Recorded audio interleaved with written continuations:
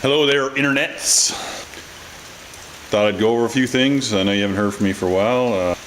Did a demo last week and forgot my camera at home. And so I didn't really get any footage showing. But I'm doing the exhibition again this weekend, so hopefully I'll get something for you to look at. During the demo I used the little mini forge and it worked pretty good. I think I would probably put another orifice in there. So that would make like 2 half-inch holes. Probably work a little better for the coal I had, but it worked pretty good, not complaining. It worked very efficiently. I hardly used any coal. Worked great. So I got the final version here, and I'm going to put that together and use it this weekend at the exhibition. It's slightly different in position and stuff, but it should pretty much be the same. I'm just going to change the orifices a little bit. So I started working on a few products. I did a real cheap Civic sign bracket here. Real low end one. Some fireplace sets, some log holders there. A bunch of fireplace tools that I've been making. I got about four or five sets to finish up there. Some more log holders. Our coat trees. They're pretty nice. They're real beefy. They look. It's hard to tell in a picture like this, but they're pretty nice. Sold one today. Coat hooks I was working on last week. These are the finished product. I give them a little wire wheel job. Not a lot, just enough to kind of take the black off them.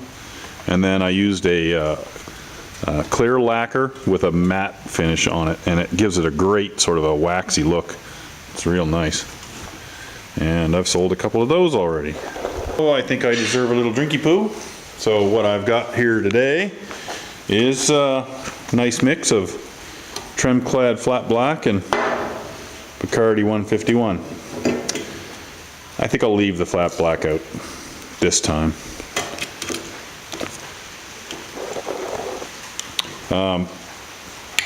Speaking of Flat Black, I don't know if too many of you people remember this because it's way before everybody's time, including mine and my grandfather's. But Henry Ford had a saying, when he first came out with the Model T, it was, it was the car of the people, and he was building it so it would be really cheap, and there were no options. I think it came in 2 different, like you could get a car or a truck, and that was about it. And it was pretty much the same machine, just the ass end was a little different on the truck. And to keep the cost down, and when it came to the colors available, he said you could have any color you want as long as it's flat black. And he was famous for saying that. And even today, I say it all the time to my customers because I keep, it's over there, I'm not going to go show you, but it's one of those paint pot things. I just keep flat black in that. I pretty much paint everything flat black. And the reason is it makes steel look good. It makes unfinished steel look pretty good. It hides everything. If you don't get all the rust off, or if there's runs in the flat black, they tend to hide themselves. And that's the reason we use it in ironwork.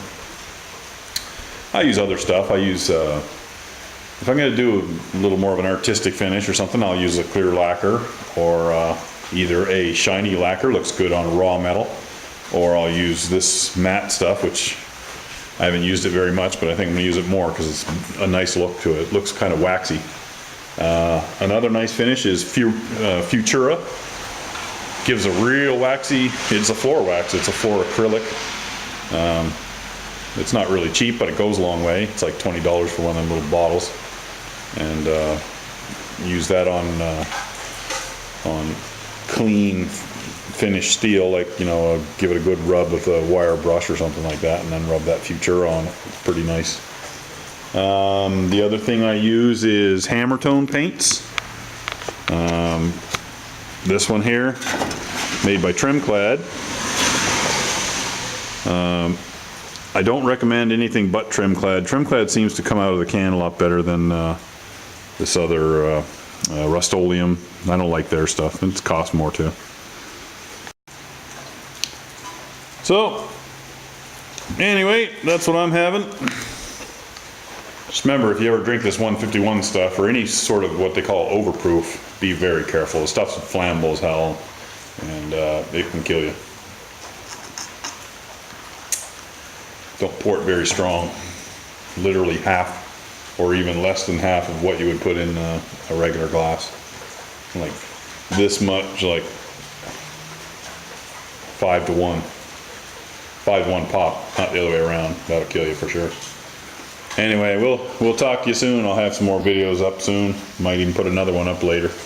I just wanted to give you guys a little heads up what was going on, and letting you know I've just been kind of busy, and I'm starting to be really overwhelmed with the emails, or not the emails, but the comments, and I try to reply to as many as I can, and I apologize if I don't reply to all of them. It's not that I'm ignoring them. I do read them, but just reading them alone takes a lot of time. Sometimes I'll ignore them for a day or so, and then I'll go and open up my email, and it's just piles and piles of them. Don't mean to be a jerk about not contacting you when you leave a comment or ask a question. I'm really sorry. Don't be afraid to ask it twice, and you know, I'll get back to you eventually. So anyway, take care.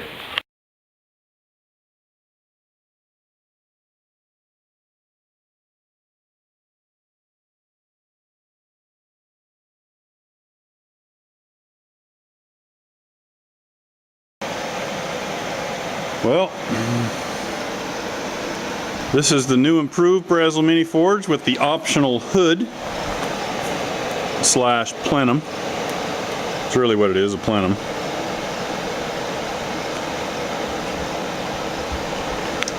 And yeah, I've been working at this all day, actually all day yesterday too, so seems to be working great.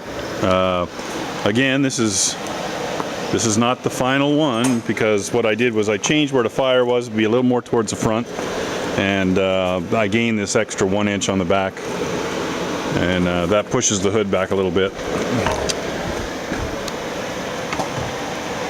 And I also worked on the legs.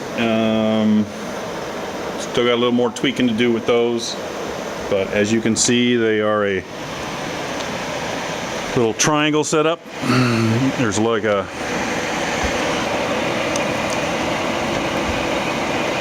as you can see, I've got the legs kind of geared up now. This is these two bolt in. There's a bolt that goes through. The bar is tapped, and there's this cross piece keeps it all together. This here fits inside the pan for shipping, and then there'll be 2 leg extender pieces. I have to work on that a little bit more. It's a little bit wobbly for my tastes. I got to figure out a way to tighten that up a little. But I'll just keep picking away at it till it's right.